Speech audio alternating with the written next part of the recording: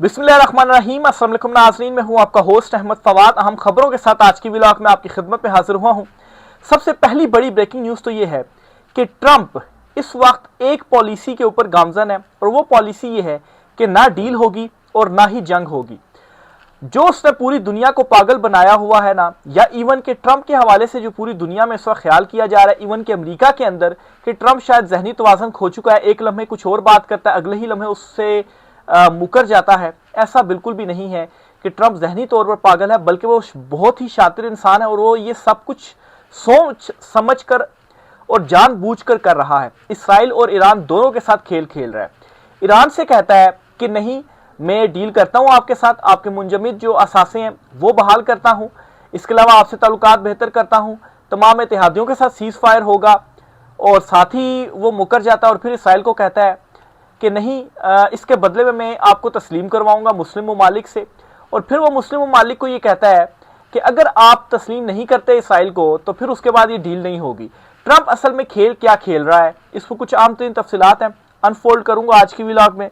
दूसरी इंपॉर्टेंट खबर यह है कि क्या पाकिस्तान इसराइल को तस्लीम करेगा। बहुत सारे लोग सवाल कर रहे हैं। एक तगड़ा स्टैंड ले लिया गया है अमेरिका के सामने और एक तगड़ा जवाब भी दिया गया है अमेरिका को। ये जवाब जो है वो सीधा ट्रंप को हिट किया इस जवाब ने। इस पर भी कुछ आम तरीन तफसीलात हैं और इस जवाब ने कैसे ट्रंप के प्लान को भी डिस्टर्ब किया है उस पर भी कुछ आम तरीन तफसीलात आपके साथ में शेयर करूंगा। पहली खबर तो हम आते हैं जी कि ट्रंप ने एक क्लियर स्टेटमेंट दे दी है और उस स्टेटमेंट में ट्रंप ये कहता है कि ईरान के साथ डील में उस सूरत में करूंगा जब इसराइल को जो मुस्लिम ममालिक है ना वो तस्लीम करेंगे। ये ट्रंप ने क्लियर जो स्टेटमेंट है ना वो अब दे दी है और इसको मशरूत कर दिया, उसने शर्त रख दी है, अगर ऐसा नहीं होता तो फिर मैं डील नहीं करूंगा। और ट्रंप के ऊपर सबसे ज्यादा जो दबाव था ना डील के लिए वो था मुस्लिम कंट्रीज की जानिब से, क्योंकि तमाम मुस्लिम कंट्रीज इकट्ठे हो गए थे और वो कह रहे थे कि नहीं, आप डील कर लें, क्योंकि अगर आप डील नहीं करते, हमला करते हैं, तो उस सूरत में हमें कीमत चुकाना पड़ेगी, जो कीमत हम चुकाना नहीं चाहते। ऑलरेडी ईरान ने जिस तरह से रिटेलिएट किया ना पहले हमले के बाद, तो उसके बाद सबको सबक मिल गया। तो अब ट्रंप ने ये चाल चली कि आप फिर तस्लीम कर लें, एक पीस मुआहदा कर लें, फिर मैं ईरान के साथ जो डील है ना वो मैं करूंगा। यानी कि पहले मैं डील कर लूंगा लेकिन आप ये मान जाए, फिर उसके बाद आप भी जो दस्तखत है ना वो इस डील के ऊपर कर दीजिएगा। ये ट्रंप ने अपनी जो शर्त है ना वो रख दी है। अब कुछ अनफोल्ड में चीजें करता हूं कि ट्रंप कैसे जो है वो बड़ा शातिर दिमाग है और कैसे वो इसराइल और ईरान दोनों के साथ खेल रहा है।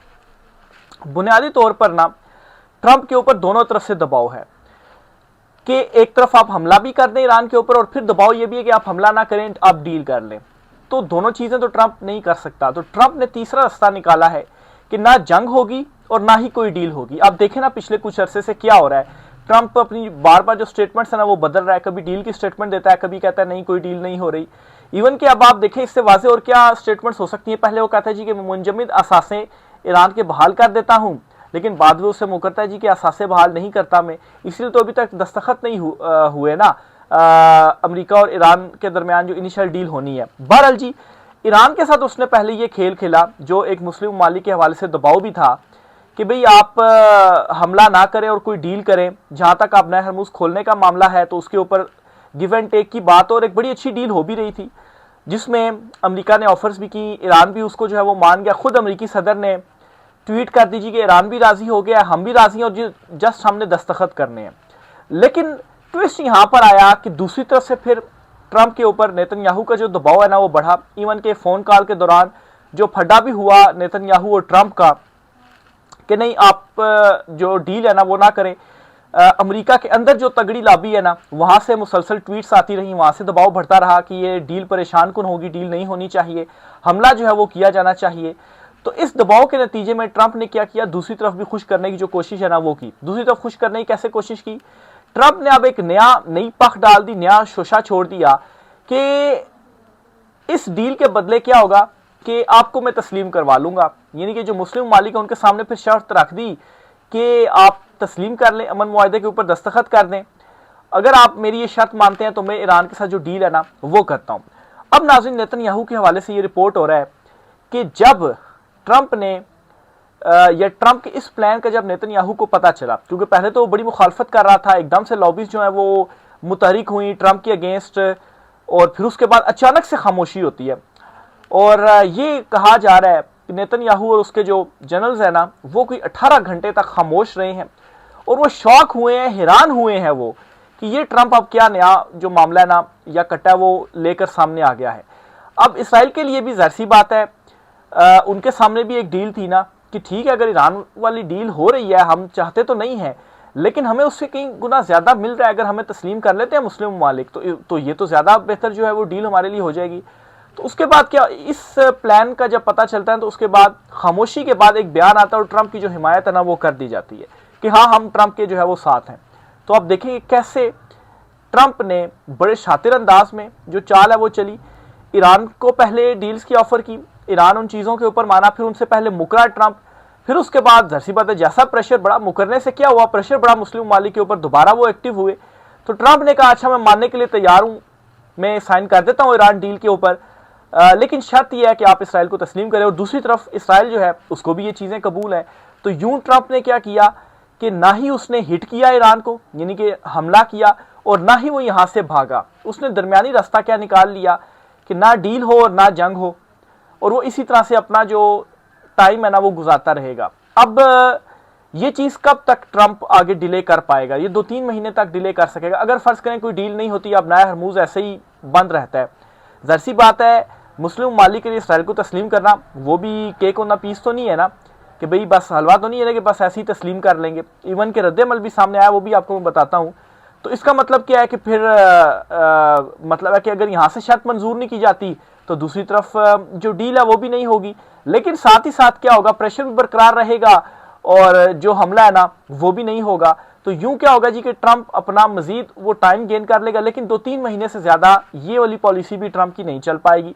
अब नया हरमूज जितना ज्यादा देर तक बंद रहेगा ना, उतनी दुनिया की जो माइशतें हैं वो तबाही के करीब जाती रहेंगी। और अगर मजीद 2-3 महीने ऐसा रहता है ना तो फिर इसके बरह रास्त जो असरात है ना वो अमरीकी माइशत के ऊपर बुरे पड़ने लग पड़ेंगे। अभी भी पड़ रहे हैं, लेकिन अमरीकी माइशत भी फिर कोलैप्स करनी पड़ जाएगी कि अगर ये इसी तरह से ही रहता है।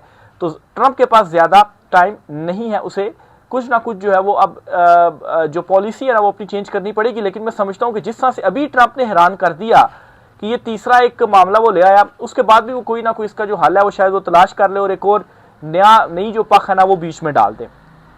अब ये जो इसराइल वाला मामला, इसके ऊपर सऊदीया की जानिब से तो एटलीस्ट स्टैंड ले लिया गया है। ये अब्दुल सलाम साले हैं। सऊदीया के अंदर एक बात याद रखिएगा कि जो मीडिया है ना, ज़ाहिर सी बात है उस तरह से वो आज़ाद नहीं है, और वहाँ पर अगर कोई इतनी इंपॉर्टेंट और इतनी बड़ी स्टेटमेंट दे ना तो वो मंजूरी के बगैर नहीं होती। ये बात आप अपने जहन में क्लियर कीजिएगा। तो इसलिए जी अब्दुल सलाम साले जो है इन्होंने बड़ी एक इंपॉर्टेंट स्टेटमेंट दी है, और इस स्टेटमेंट में इन्होंने बुनियादी तौर पर इनकार कर दिया इसराइल को तस्लीम करने से। तो ये वैसी स्टेटमेंट नहीं दी गई, एक अप्रूवल से ही स्टेटमेंट दी गई है। ये क्या कहते हैं? ये कहते हैं जी कि हमें किसी से सबक लेने की ज़रूरत नहीं है, पूरी दुनिया सऊदीया की इज़्ज़त करती है, हम किसी से डिक्टेशन जो है वो नहीं लेते। और फिर जी ये कहते हैं जी कि इसराइल और अमेरिका के जो ताल्लुकात हैं उनको अंडरमाइन किया जा रहा है, साथ ही तस्लीम करने से इनकार किया। और ये जो एक स्टेटमेंट है ना जी वो उनकी जानिब से सामने आ गई। अब पाकिस्तान के हवाले से जो सवाल था कि अब पाकिस्तान क्या करेगा, ज़ाहिर सी बात है हमारे वज़ीर दिफा ख्वाजा आसिफ कहते हैं कि हमें तो अमेरिका के वेंटिलेटर लगे हुए हैं, हम तो उन्हें इनकार ही नहीं कर सकते। फिर वो साइफर वाला जो सारा मामला है, इमरान खान साहब वाला जो सारा मामला है, उन चीज़ों को सामने रखा जाए तो अब कैसे फिर इनकार कर सकते हैं? तो अगर अब ट्रंप बरह रास्त ये कह रहे हैं ना कि आप तस्लीम करें, तो ट्रंप फिर आप ये कहेंगे मुतालबा तो नहीं कर रहा, वो तो बरह रास्त दबाव डाल रहा है कि नहीं आप करें ही करें, ठीक है। तो अब पाकिस्तान यहाँ पर क्या करेगा? वो आया, उसको फिर माननी पड़ेगी या वो नहीं मानेगा, स्टैंड ले पाएगा, क्या करेगा? तो मैं ये समझता हूँ जी कि जो स्टैंड सऊदीया की जानिब से ले लिया गया ना और एक पटाख करके तगड़ा किस्म का जवाब दिया गया है अमेरिका को सऊदीया की जानिब से, तो इसमें पाकिस्तान को भी एक ब्रीदिंग स्पेस इस लिहाज से मिल गई है कि पाकिस्तान सऊदीया की साइड पर ही जाएगा। इवन कि यूएई के मामले में आप देख लें, जब यूएई ने पैसे मांगे सऊदीया साथ खड़ा हुआ, सऊदीया ने पैसे दे दिए। तो हमारे तो मेरे ख्याल से कोई 8 अरब डॉलर के करीब कोई अमाउंट है जो सऊदीया की हमारे पास पड़ी हुई है। तो हम ज़ाहिर सी बात है सऊदीया की साइड पर जाएंगे और एक कवर जो है वो मिलेगा। तो एक ब्रीदिंग स्पेस मैं समझता हूँ यहाँ पर मिल गई है, लेकिन ये भी कब तक जारी रहेगा? और दूसरा ये कि सऊदीया की जानिब से भी मौक़िफ़ सामने रखा जाएगा, ये चीज़ें कर ले तो फिर उसके बाद शायद हम एग्री हो जाते हैं या अगर नहीं माना जाता तो फिर ये जो ईरान डील है इसका क्या करेंगे। तो पूरी दुनिया में मैं समझ रहा हूँ जी कि इस वक्त एक डेड डील की तरफ जा रही है, और अगर चीज़ें इसी तरह से कंटिन्यू रहती हैं ना तो फिर मतलब है कि डेड डील का मतलब ये होता है कि ज़्यादा बड़ी जो तबाही है ना वो आएगी। कोई किसी न किसी मामले के ऊपर अगर आप एग्री हो जाए ना तो फिर चीज़ें बेहतर होना शुरू हो जाती हैं। अगर तस्लीम भी नहीं करते और ईरान डील भी नहीं होती और ऐसी चीज़ें चलती रहती तो ऐसे कब तक चीज़ें चलती रहेंगी। या तो कुछ अल्टरनेट इसका हल तलाश करना पड़ेगा, या तो फिर ये है कि वापस जो है वो बहाली की तरफ चीज़ें को लाना पड़ेगा। अदरवाइज ये जो स्ट्रेट ऑफ हार्मूज है अगर इसी तरह से बंद रहता है तो इसका मतलब ये है कि पाकिस्तान में तो 400 क्रॉस कर गई हैं पेट्रोल की कीमतें। इसी तरह से भारत में ये बताया जा रहा है कि 2-3 मरतबा एक हफ्ते के दौरान जो है वो कीमतें बढ़ चुकी हैं पेट्रोलियम मसनूआत की। तो इसी तरह से ये बढ़ती जाएंगी और एक हद तक प्रेशर बर्दाश्त किया जा सकेगा, उसके बाद कोलैप्स होना चीज़ें शुरू हो जाएंगी और बड़ी तबाही जो है वो फिर उस सूरत में आ सकती है। तो यहाँ पर अब मैं समझता हूँ जी कि एक जो डेड लॉक है ना वो पैदा हो गया है और ट्रंप ने खुद को ऐसे सेव कर लिया। वो कह रहे जी मैं तो डील कर रहा हूँ लेकिन साथ ही साथ देखो मैं तो ये भी शर्त रख रहा हूँ ना, मेरी शर्त को आप मंजूर करें। तो वहाँ से उसने तगड़ी लॉबी को भी अपने साथ आप मिला लिया, वो उसके अगेंस्ट नहीं बात कर रहे हैं। यहाँ से जी जो उसके ऊपर प्रेशर आ रहा था कि डील करें हमला ना करें, वो प्रेशर भी उसने रिलीज कर दिया है, दूसरे के ऊपर प्रेशर डाल दिया कि अब आप मेरी जो शर्त है ना वो माने। नेक्स्ट खबर ये है जी कि इस सारे मामले में जो ईरान है, ईरान की जो स्टैंडिंग है ना वो क्या है उसकी तरफ जो है वो चलते हैं जरा। ईरान ने जी एक स्टेटमेंट दे दी है और ईरान क्या कहता है जी, ये मुशीर हैं ईरानी सुप्रीम लीडर के, उन्होंने ये स्टेटमेंट दी है और वो ये कहते हैं कि हमारी उंगलियां ट्रिगर पर हैं, किसी भी जारियत की सूरत में शदीद और दर्दनाक जवाब दिया जाएगा। ये जी हेडलाइन है और ये मुशीर ईरानी सुप्रीम लीडर यानी कि मुश्तबा खामनाई जो हैं उनकी जानिब से ये जो स्टेटमेंट है ना वो दी गई है। मजीद इसमें क्या है जी, ईरान को बुरी तरह अच्छा इसमें एक मिनट में थोड़ा निकाल लूँ।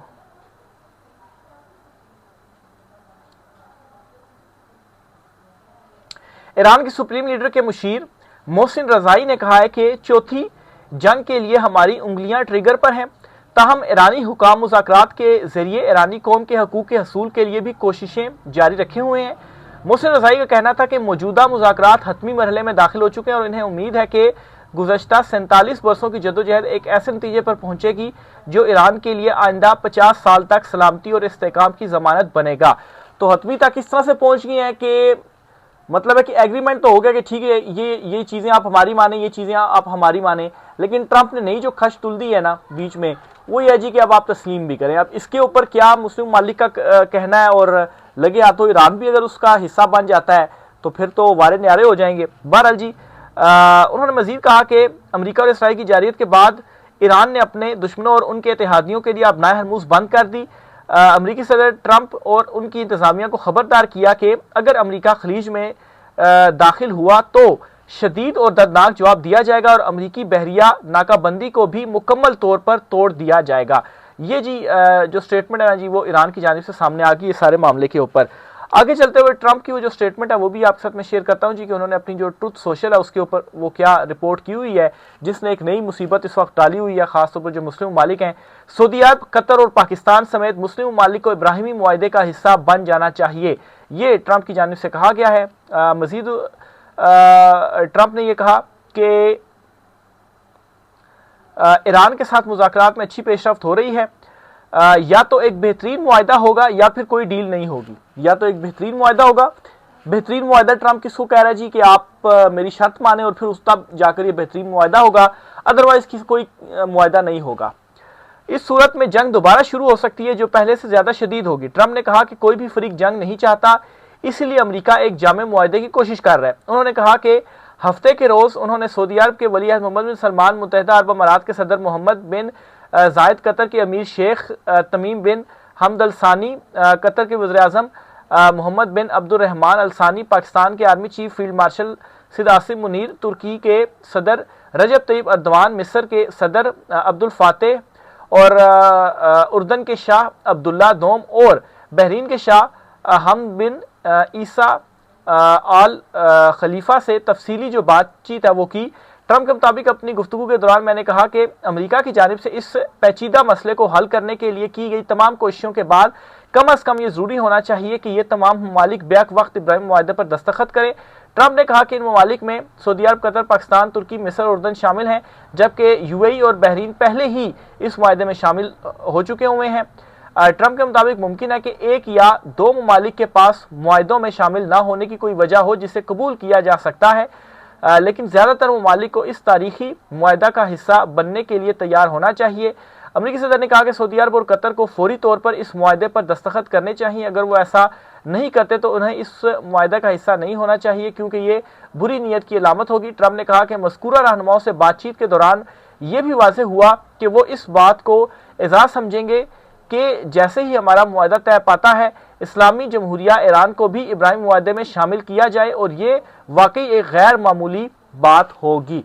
तो अब आपको समझ लगी होगी कि आखिर क्यों जो एक लॉबी थी ना ट्रंप के अगेंस्ट जो गुफ्तगू कर रहे थे अमेरिका के अंदर, उन्हें अचानक से चुप लग गई, और वो क्यों ट्रंप की तारीफें कर रहे हैं कि ट्रंप ने तो बड़ा यहाँ पर चेकमेट जो है वो कर दिया है। उसकी वजह यह है कि ये बाद में ईरान से भी कहेंगे कि आप भी शामिल हो जाएं। अमेरिकी सदर ने अपने बयान में कहा कि मैं लाजमी तौर पर मुतालबा करता हूं कि तमाम ममालिक फौरी तौर पर इस मुआहदे पर दस्तखत करें। ट्रंप ने अपने नुमाइंदों को हिदायत की कि वो फौरी तौर पर इस अमल का आगाज़ करें और उन ममालिक को इस तारीखी मुआहदे में शामिल करने का अमल कामयाबी से मुकम्मल करें। ख्याल रहे कि साल 2020 में ट्रंप के पहले दौरे सदारत के दौरान मुत्तहिदा अरब अमारात, बहरीन और दीगर ममालिक ने ये जो इसराइल के साथ सिफारती ताल्लुकात थे वो कायम किए थे।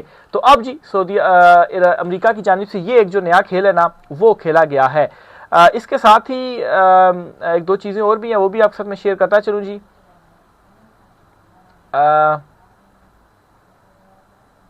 ये लिंडसे ग्राहम है जिनकी जानिब से जिनकी जानिब से ट्वीट की गई थी, और इन्होंने सबसे पहले कहा था जी कि ईरान के साथ जो मुआहदा है वो सिक्योरिटी रिस्क हो सकता है और आप जो मुआहदा है वो ना करें।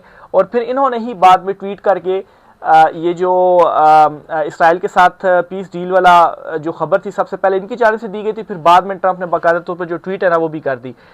ये क्या कहते हैं जी, लिंडसे ग्राहम ने अपने सोशल मीडिया पर जारी पैगाम में लिखा कि अगर ईरान के साथ तनाज़े के खात्मे के लिए कोई मुआहदा इस बुनियाद पर किया जाता है कि अपनाए हरमुज़ को ईरानी खतरात से महफूज नहीं बनाया जा सकता और ईरान के पास तेल तनसीबात को शदीद नुकसान पहुंचाने की सलाहियत रही, तो ईरान को खित्ते में एक गालिब कुव्वत के तौर पर देखा जाएगा।